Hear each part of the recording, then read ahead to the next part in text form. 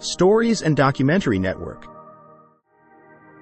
The Chimor Empire, known for its advanced civilization and remarkable achievements, was one of the most influential pre-Columbian societies in South America.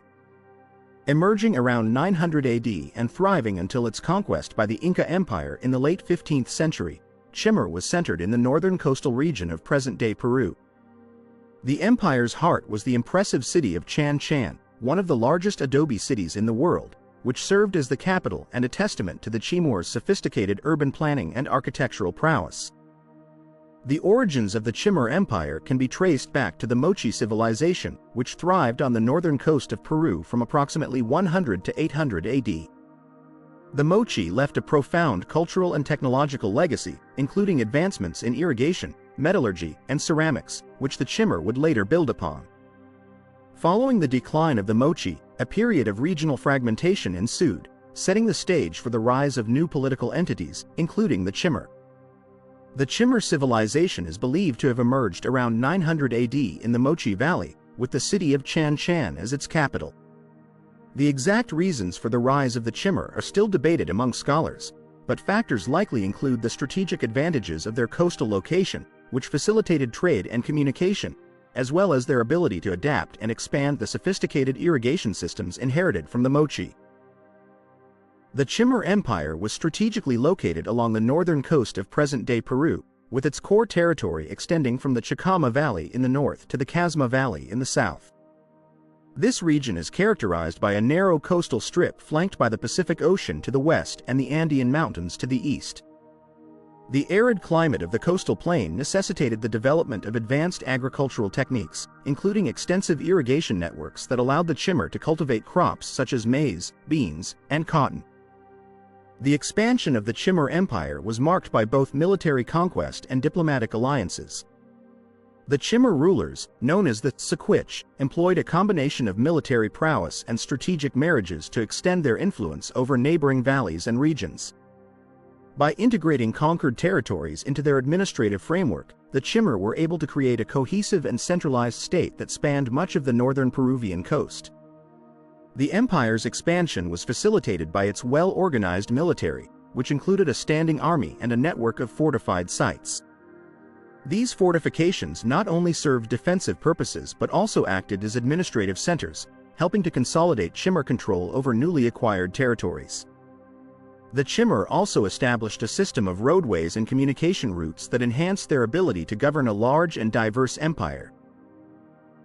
Several key historical events and rulers shaped the development and trajectory of the Chimor Empire. Foundation of Chan Chan, circa 900 AD. The establishment of Chan Chan as the capital marked the beginning of the Chimor Empire's rise to prominence. The city became a hub of political, economic, and cultural activity, exemplifying the Chimor's architectural and engineering prowess. Expansion under Minchankman, circa 1200 to 1250 AD. One of the most notable rulers of the Chimor Empire was Minchankman, who significantly expanded the empire's territory. Under his leadership, the Chimor conquered key valleys to the north and south, solidifying their dominance along the coast. Minchankman's reign is often seen as a period of consolidation and growth for the Chimor state. Conquest of Lambayeque, late 14th century. The annexation of the Lambayeque region, known for its rich resources and skilled artisans, was a major milestone in the Chimor Empire's expansion. This conquest not only increased the Chimor's wealth but also brought new cultural influences into the empire. Inca conquest, late 15th century. The Chimor Empire's independence came to an end with the arrival of the Inca Empire. Under the leadership of the Inca ruler Tupac Inca Yupanqui, the Incas launched a series of military campaigns that ultimately led to the incorporation of Chimor into the Inca Empire. The fall of Chan Chan and the capture of the last Chimor king, Minchankman, marked the end of Chimor as a sovereign entity. Integration into the Inca Empire. Despite their defeat, the Chimor civilization continued to influence Andean culture through their contributions to the Inca administrative and economic systems. The Incas adopted and adapted many aspects of Chimor governance, irrigation techniques, and artisanal crafts, integrating them into their own empire. The political structure of the Chimor Empire was highly centralized, with a well-organized bureaucracy that facilitated the efficient administration of its vast and diverse territories. At the apex of the Chimor political hierarchy was the Sequich, or supreme ruler, who wielded absolute authority over the empire. The Sequich resided in the capital city of Chan Chan, where he oversaw the central administration and coordinated the activities of regional governors and local officials. The Chimor Empire was divided into several administrative regions, each governed by officials appointed by the Sequich. These regions were further subdivided into smaller units, which were managed by local leaders who reported to the regional governors. This hierarchical structure ensured that the Sequich's policies and decrees were implemented uniformly across the empire and allowed for efficient collection of taxes, labor, and tribute. Administrative centers and fortresses were strategically located throughout the empire to maintain control and facilitate communication. These centers functioned as hubs of governance, where officials conducted administrative duties, managed resources, and coordinated military activities. The Chimor also established a network of roadways that linked the various regions of the empire, enhancing communication and allowing for rapid mobilization of resources and troops. The Sequich, as the supreme ruler, held the highest authority in the Chimor Empire. He was regarded as a semi-divine figure, with his legitimacy derived from both his ancestral lineage and his role as the protector and benefactor of the empire. The Sequich's responsibilities included overseeing religious ceremonies, managing state affairs, directing military campaigns, and ensuring the welfare of his subjects. The nobility, or elite class, played a crucial role in the administration and governance of the Chimor Empire. The nobility consisted of high-ranking officials, military leaders, and regional governors, many of whom were related to the Sequich by blood or marriage. These noble families held significant power and influence, often controlling large estates and commanding substantial resources. The Sequich maintained his authority by forging alliances with noble families through strategic marriages and political appointments. This ensured the loyalty of the nobility and facilitated the integration of newly conquered territories into the empire. The nobility, in turn, enjoyed privileges and status, including access to luxury goods, elaborate residences, and prominent positions within the administrative hierarchy. In addition to their administrative roles, the nobility also served as patrons of the arts and culture. They sponsored the construction of monumental architecture, commissioned intricate artworks, and supported the activities of artisans and craftsmen. This patronage contributed to the flourishing of Chimor culture and the creation of the empire's rich artistic heritage. The military organization of the Chimor Empire was a key factor in its ability to expand and maintain control over a vast territory. The Chimor maintained a standing army composed of professional soldiers who were well trained and equipped with weapons such as spears, clubs, slings, and bows. The army was organized into units based on their regions of origin, with each unit commanded by a local leader who reported to higher-ranking military officials. The Chimor military employed a combination of offensive and defensive strategies to achieve their objectives. They constructed fortified sites and defensive walls to protect key locations and control strategic points. These fortifications not only provided defense against external threats but also served as administrative centers where military and civil affairs were managed. Conquest and expansion were central to the Chimor's military strategy. The Chimor conducted a series of military campaigns to subjugate neighboring valleys and incorporate them into the empire. These campaigns were often characterized by swift and decisive action, with the Chimor using their superior organization and resources to overwhelm their adversaries.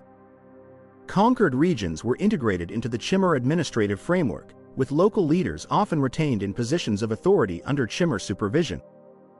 Agriculture was the backbone of the Chimor Empire's economy, providing the sustenance and surplus necessary to support a large and complex society. The Chimor were masterful agriculturalists who developed innovative techniques to cultivate crops in the arid coastal environment of northern Peru. Their success in agriculture was largely due to the sophisticated irrigation systems they inherited from the Moche and expanded upon, which allowed them to transform arid land into fertile fields.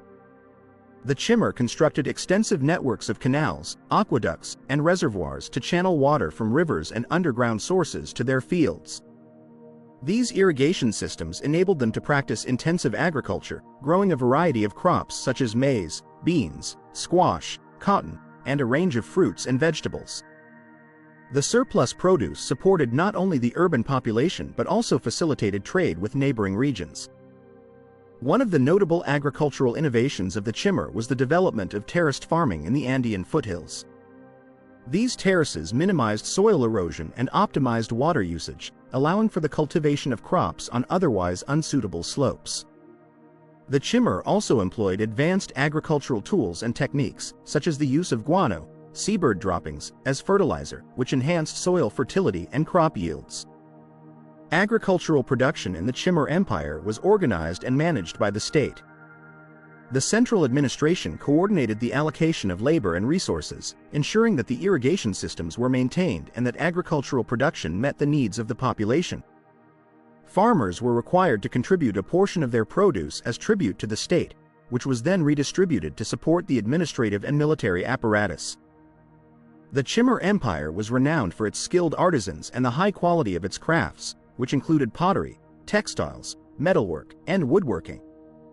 These artisanal industries played a crucial role in the Chimor economy, both for domestic use and for trade with neighboring regions.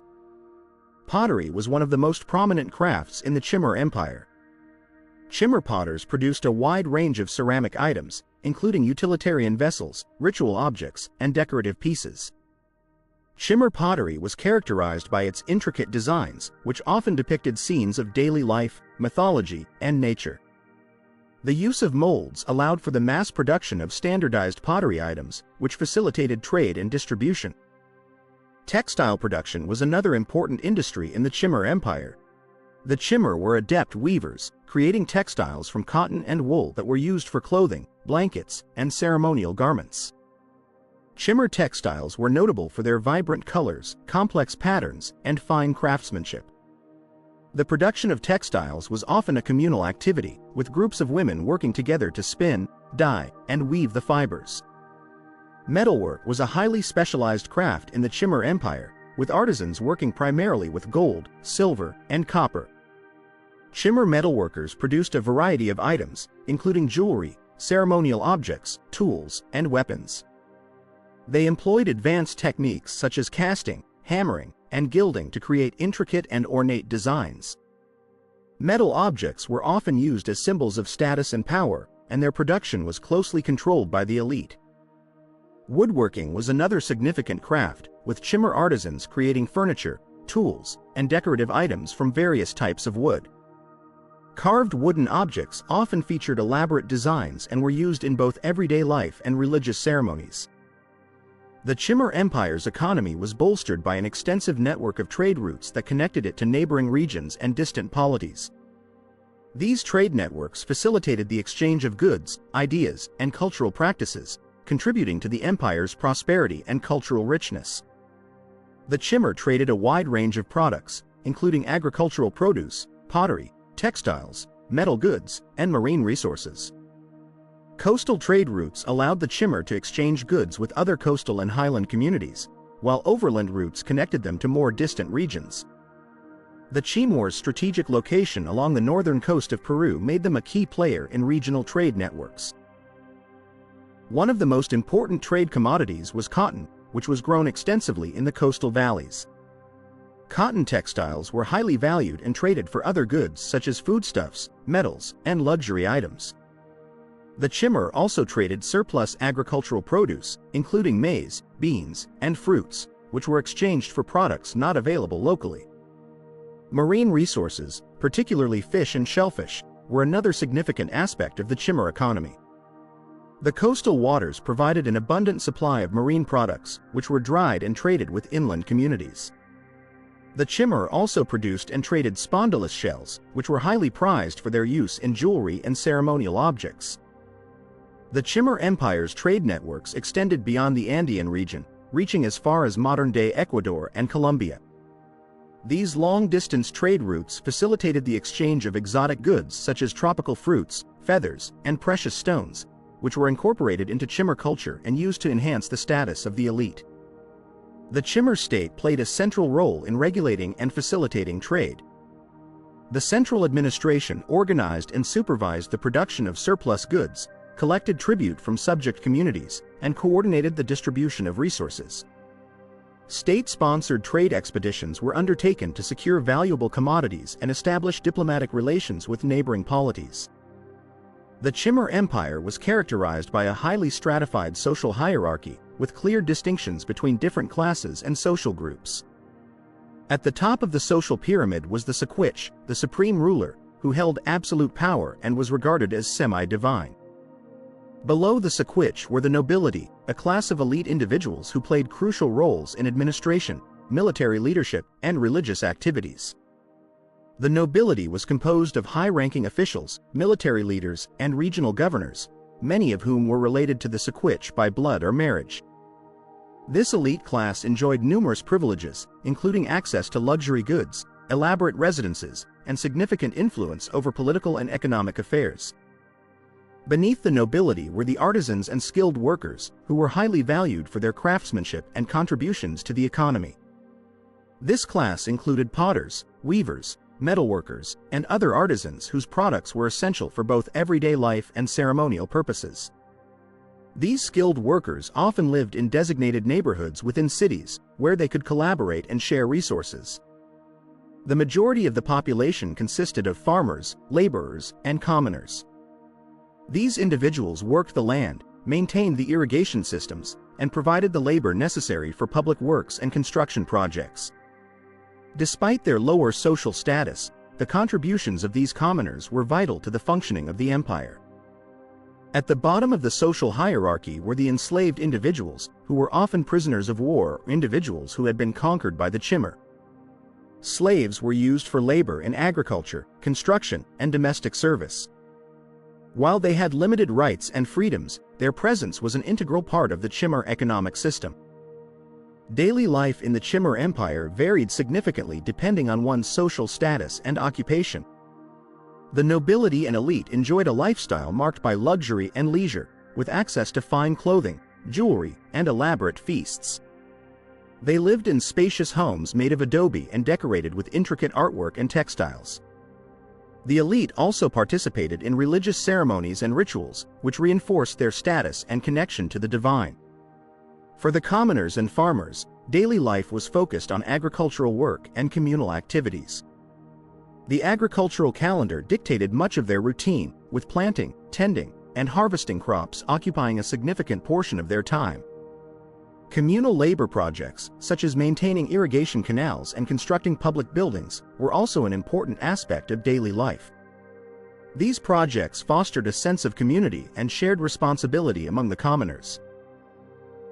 Artisans and craftsmen spent their days in workshops, producing goods for both domestic use and trade. These skilled workers often passed down their techniques and knowledge through generations, ensuring the continuation of high-quality craftsmanship. Marketplaces within the cities provided a venue for the exchange of goods, where people could buy and sell food, pottery, textiles, and other items. Social and recreational activities played a vital role in Chimor society. Music, dance, and storytelling were common forms of entertainment, often accompanied by the playing of musical instruments such as flutes and drums. Festivals and public ceremonies, which were frequently tied to religious observances, provided opportunities for communal celebration and reinforced social bonds. Religion was a central aspect of Chimor society and permeated every level of life. The Chimor believed in a pantheon of gods and spirits, each associated with natural elements, agricultural fertility, and societal well-being. The most important deity was the moon god, Si, who was considered the supreme deity and protector of the Chimor people. The worship of Si was closely linked to agricultural cycles and lunar phases, which were believed to influence crop yields and natural events. Religious practices in the Chimor Empire included a range of rituals, ceremonies, and offerings designed to appease the gods and ensure their favor. Priests and religious officials, often drawn from the nobility, played a crucial role in conducting these rituals and maintaining temples and sacred spaces. Temples were central places of worship and were often adorned with elaborate carvings, murals, and offerings. Human sacrifice was a part of Chimor religious practice, particularly in times of crisis or during important ceremonies. Sacrificial victims were often prisoners of war or individuals chosen for their perceived purity or significance. These sacrifices were believed to ensure the continued favor of the gods and the prosperity of the empire. In addition to temple worship, the Chimor practiced ancestor veneration. The dead were buried with grave goods and offerings, and their spirits were believed to have the power to influence the living. Ancestors were honored through regular rituals and offerings, which helped to maintain a connection between the living and the dead.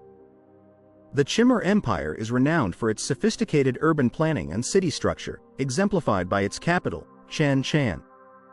Chan Chan was one of the largest adobe cities in the world, covering an area of approximately 20 square kilometers. The city was meticulously planned, with a grid-like layout that included residential, administrative, and ceremonial areas. The urban planning of Chan Chan featured large, rectangular compounds known as ciudadelas, which served as both residential and administrative centers for the elite. Each ciudadela was surrounded by high walls and contained multiple courtyards, storerooms, living quarters, and ceremonial spaces. These compounds were interconnected by a network of streets and avenues, facilitating movement and communication within the city.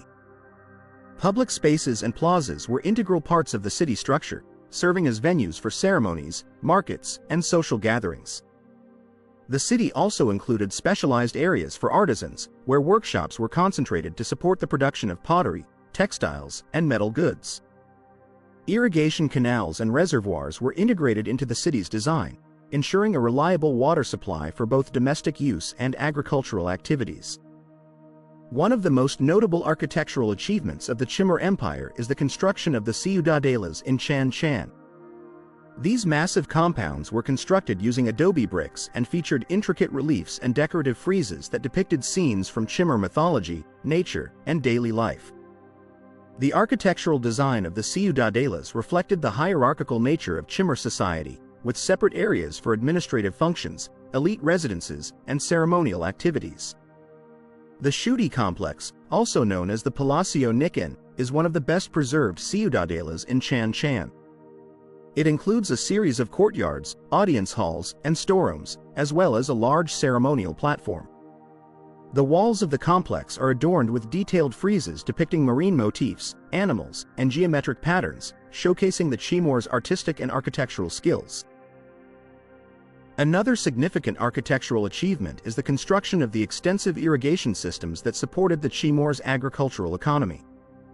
These systems included canals, aqueducts, and reservoirs that channeled water from rivers and springs to agricultural fields and urban areas.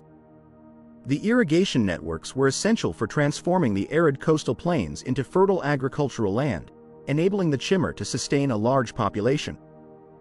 The engineering innovations of the Chimor Empire extended beyond irrigation to include the construction of roads, fortifications, and water management systems.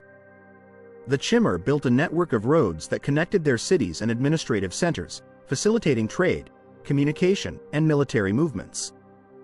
These roads were often paved with stone and included features such as bridges and culverts to navigate the challenging coastal terrain. Fortifications were another area of engineering expertise for the Chimor. The empire constructed defensive walls and fortresses to protect key locations and control strategic points. These fortifications were designed to withstand attacks and included features such as battlements, towers, and gateways. Water management was a critical aspect of Chimor engineering, given the arid environment of the coastal plains. In addition to irrigation canals, the Chimor constructed reservoirs and cisterns to store water for agricultural and domestic use. They also developed techniques for water filtration and distribution, ensuring a reliable and clean water supply for their urban centers. The art of the Chimor Empire is distinguished by its sophisticated techniques, distinctive styles, and diverse materials. The Chimor artisans were skilled in various forms of artistic expression, including pottery, textiles, metalwork, and architecture, each of which showcased their unique aesthetic sensibilities and technical prowess. Pottery. Chimor pottery is renowned for its finely crafted, mold-made ceramics, which often featured highly polished surfaces and detailed relief decorations. The most common forms included stirrup spout vessels, effigy pots, and jars, often depicting human figures, animals, and mythological scenes. The use of molds allowed for the mass production of standardized designs, contributing to the widespread distribution of Chimor pottery. Textiles.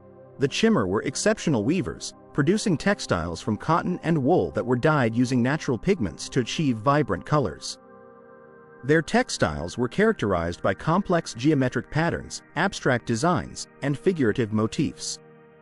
Techniques such as tapestry weaving, embroidery, and resist dyeing were commonly employed, resulting in intricate and richly decorated fabrics.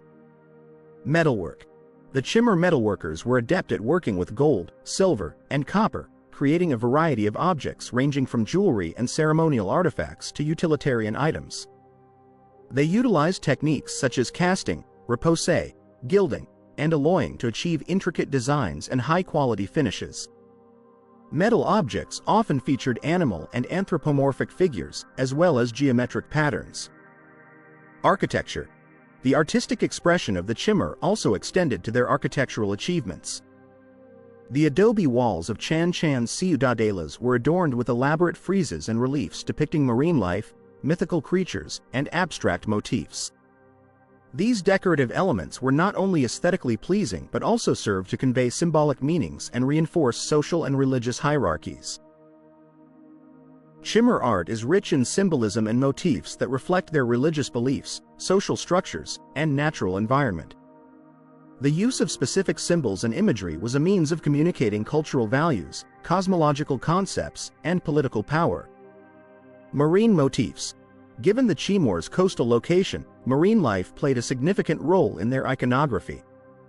Fish, shellfish, seabirds, and seaweed were commonly depicted in their art, symbolizing the importance of the ocean as a source of sustenance and spiritual significance.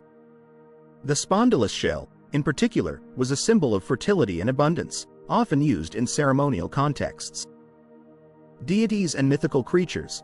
Religious beliefs were central to Chimor art, with representations of gods, mythical creatures, and supernatural beings appearing frequently. The moon god Sea was a prominent figure, often depicted in association with other celestial symbols. Mythical creatures such as the feline-headed deity Iapach and anthropomorphic figures with animal traits symbolized the connection between the natural and supernatural realms. Geometric patterns. Geometric designs were ubiquitous in Chimor art, especially in textiles and architectural decorations. These patterns included interlocking shapes, zigzags, stepped motifs, and spiral designs, which may have held symbolic meanings related to order, harmony, and the cyclical nature of life. Human figures. Depictions of human figures in Chimor art often conveyed social status, occupation, and identity. Elites and warriors were typically portrayed with elaborate attire and regalia, emphasizing their power and prestige. Scenes of daily life, rituals, and ceremonies provided insights into the social dynamics and cultural practices of the Chimor people. Factors leading to the decline of the Chimor Empire. The decline of the Chimor Empire can be attributed to a combination of internal and external factors that ultimately weakened its political and social structures. Environmental challenges. The arid coastal environment and reliance on extensive irrigation systems made the Chimor vulnerable to climatic fluctuations.